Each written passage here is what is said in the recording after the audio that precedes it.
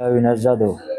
मी गावाकडे जात असताना काल 23/3/2026 काल गावी जात असताना माझा पहिलाच त्रास होता पोटदुखी. किडनी स्टोन असल्यामुळे मला त्रास होत होता. काल गावी जात असताना मला अचानक चक्कर आले की मी देशपांडे स्टँडपासून जात असताना मला त्या दुखण्यापोटी काही कळलं नाही. ते दवाखाना होता साईडलाच बाजूला, त्या दवाखान्यात गेलो. त्या दवाखान्यात गेल्यानंतर माझी पोटदुखी आणि ती चक्कर आल्यामुळे मी त्या डॉक्टरला सांगितलं की असं झालं म्हणून, पोटदुखी आणि चक्कर व्हायला लागली होती. मग त्या डॉक्टरांनी मला गोळ्या औषध दिले आणि मला तिथं खायला लावली. 2 गोळ्या खाल्ल्या. नंतर त्यांनी मला इंजेक्शन दिले. चक्कर आल्यामुळे त्यांनी इंजेक्शन दिले की मला त्यांचा संशय आला त्यांच्या बोलण्यावर मला की हे बोगस डॉक्टर आहेत वाटलं. मग मी मित्राला कॉल केला. मित्रांनी मला घेऊन आले की नंतर अजून मला 1-2 तासांनी आणखी चक्कर यायला लागली की मग मित्राला कॉल केला. मित्राने मला घेऊन त्या डॉक्टरला बी घेतलं सोबत आणि पोलीस स्टेशनला गेलो. पोलीस स्टेशनपासून परत मला तिथून चक्कर आली म्हणून सिव्हिल हॉस्पिटलला इथं ॲडमिट करण्यात आलं. काय काय त्रास होत होता नेमका? आणि नंतर माझे एक साईड असे हातपाय उचलण्यात झाले. त्या इंजेक्शन दिल्यापासून मला चक्कर जास्त यायला लागली. कोणत्या दवाखान्यात गेला होता? दास म्हणून नाव आहे त्यांचं. बंगाली डॉक्टर आहेत कोणते तरी. नंतर मी चौकशी केली ती बंगाली डॉक्टर आहेत म्हणून समजलं. हॉस्पिटल देशपांडे स्टँडपाशी आहे. त्यांचे 2-3 अपसिंगाला वगैरे कुठं नंतर ते कळालं की अपसिंगाला येते त्यांचे दवाखाने आहेत म्हणून कळालं. बोगस डॉक्टर आहे तो. डॉक्टरचं काय नाव आहे? नाव बेबिशन दास काय त्यात नाव आहे. तक्रार वगैरे केली पोलीस स्टेशनला? हो, तक्रार केली, पोलीस स्टेशनला केले. SP ऑफिसला पण एक अर्ज दिलेला आहे. मग इथे कोण जबाब घ्यायला पोलीस वगैरे आले होते? जबाब घ्यायला अजून तरी कोण आलेलं नाही. कधी ऍडमिट झाला? मी काल ॲडमिट झालेलो आहे. ठीक आहे. मग आता काय मागणी आहे? काय व्हायला पाहिजे? कारवाई व्हायला पाहिजे आणि काय असेल ते कायद्याने त्यांचं निलंबित करून ते डॉक्टर दवाखाना सील झाला पाहिजे. मग आता तुम्हाला त्रास काय होतो? माझे हात पाय चमकत आहेत. पूर्ण अंगात मुंगे यायला लागले आणि हे एक साईड उचलत नाही. पाय आणि हात पाय उचलत नाही? हां, एक साईड उचलत नाही. तिथे इंजेक्शन दिलं होतं त्यांनी, ते पायच उचलत नाही. मग तुम्हाला बोगस डॉक्टर आहे कधी कळालं? हे नंतर कळालं, मित्रांकडून कळालं मला की बंगाल डॉक्टर बोगस आहेत. चौकशी केल्यानंतर कळालं. मला माहित नव्हतं की ते बोगस डॉक्टर आहेत म्हणून. नंतर कळालं मला. तुमचं गाव कोणतं? माझं गाव जुनवणे. पहिलं गावाकडे राहत होतो, आता इथं राहायला आलो धाराशिव. आरोग्य विभागामध्ये तक्रार दिली आहे.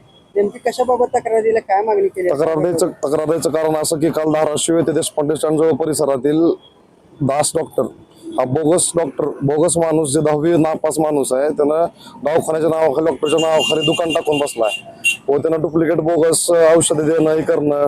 त्याकडे कुठलीही डिग्री नाही, कुठलंही शिक्षण नाही, कुठलंही सर्टिफिकेट नाही.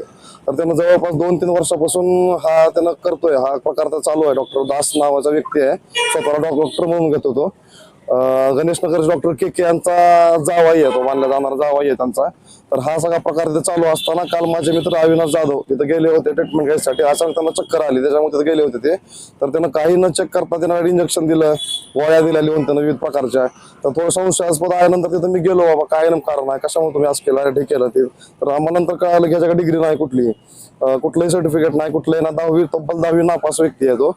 तर कमीत कमी 3 वर्षापासून त्यांना हा करत आहे. तर आम्ही SP साहेबांना, आरोग्य अधिकाऱ्यांना व सिटी शहर पोलिसांना अर्ज दिलेला आहे. लवकरात लवकर यांच्यावर कारवाई व्हावी. जिल्ह्यामध्ये वारंवार 2-3 महिन्याला नवीन डॉक्टर यायला लागलेत, असे बोगस बंगाली डॉक्टर यायला लागलेत. तर नेमकं सरकार चालू का, शासनाचं काय चालू आहे, नेमकं आरोग्य अधिकाऱ्यांचं काय चालू आहे, याच्यावर लवकर सखोल चौकशी होण्यात यावी. अन्यथा आम्ही राष्ट्रवादी व काँग्रेसकडून आंदोलन करण्यात येणार आहे. ट्रीटमेंट घेतलं, दुखत होतं म्हणून तो त्या क्लिनिकला गेला. जवळपास कुठलाही दवाखाना नसताना तिथं क्लिनिक दिसलं म्हणून त्यांनी तिथं गेला होता हॉस्पिटलला. तर त्याने ट्रीटमेंट चालू केलं. नंतर कळालं की असं. नंतर इंजेक्शन दिल्यापासून त्याच्या शरीरात पूर्ण मुंग्या येत आहे, चक्कर येत आहे, अशक्तपणा येत आहे, डोळ्यासमोर अंधार येत. सध्या तो सिव्हिल ॲडमिट आहे. तरी सध्या परिस्थिती गंभीर आहे सध्या.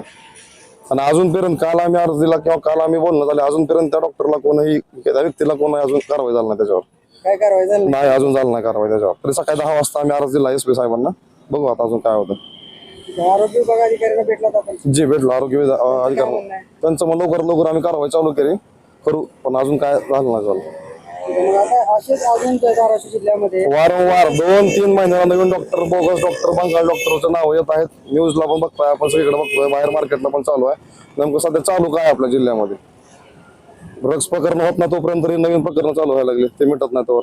मग याच्यावरती काय कारवाई व्हायला पाहिजे, काय वाटतं? पूर्ण दवाखाना सील करून त्याच्यावर गुन्हा दाखल व्हावा आणि त्याला अटक करावी लवकर. त्याच्या मागे कोण आहे, त्याच्यासोबत कोण आहे, नेमकं कोणाच्या जीवावर त्यानं गावामध्ये एवढी डिरिंग करतोय, लोकांच्या जीवासोबत खेळतोय, याची चौकशी पूर्ण झाली पाहिजे. काय दुखत होतं म्हणून तो त्या क्लिनिकला गेला, जवळपास कुठलाही दवाखाना नसताना तिथं क्लिनिक दिसलं म्हणून त्यानं तिथं गेला होता हॉस्पिटलला. तर त्याने ट्रीटमेंट चालू केलं. नंतर कळालं की असं, नंतर इंजेक्शन दिल्यापासून त्याच्या शरीरात पूर्ण मुंग्या येत आहे, चक्कर येत आहे, अशक्तपणा येत आहे, डोळ्यासमोर अंधार येत. सध्या तो सिव्हिल ऍडमिट आहे. तरी सध्या परिस्थिती गंभीर आहे सध्या. आणि अजूनपर्यंत काल आम्ही अर्ज दिला किंवा काल आम्ही बोलणं झाले, अजूनपर्यंत त्या डॉक्टरला कोणही, त्या व्यक्तीला कोणही अजून कारवाई झाली नाही त्याच्यावर. काय कारवाई झाली नाही, अजून झालं नाही कारवाई त्याच्यावर. तरी सकाळी 10 वाजता आम्ही अर्ज दिला SP साहेबांना. बघू आता अजून काय होतं. आरोग्य विभाग अधिकाऱ्यांना भेटलात आपण? जी भेटलो आरोग्य अधिकारी, त्यांचं मग लवकर आम्ही कारवाई चालू करू, पण अजून काय झालं नाही झालं. मग आता असेच अजून धाराशिव जिल्ह्यामध्ये वारंवार 2-3 महिन्याला नवीन डॉक्टर, बोगस डॉक्टर, बंगाल डॉक्टरचं नाव येत आहेत. न्यूजला पण बघतोय आपण, सगळीकडे बघतोय, बाहेर मार्केटला पण चालू आहे. नेमकं सध्या चालू काय आपल्या जिल्ह्यामध्ये? ड्रग्स प्रकरण होत नाही तोपर्यंत तरी नवीन प्रकरण चालू व्हायला लागले, ते मिटत नाही तोवर. मग याच्यावरती काय कारवाई व्हायला पाहिजे, काय वाटतं? पूर्ण दवाखाना सील करून त्याच्यावर गुन्हा दाखल व्हावा आणि त्याला अटक करावी लवकर. त्याच्या मागे कोण आहे, त्याच्यासोबत कोण आहे, नेमकं कोणाच्या जीवावर त्यानं गावामध्ये एवढी डिरिंग करतोय, लोकांच्या जीवासोबत खेळतोय, याची चौकशी पूर्ण झाली पाहिजे.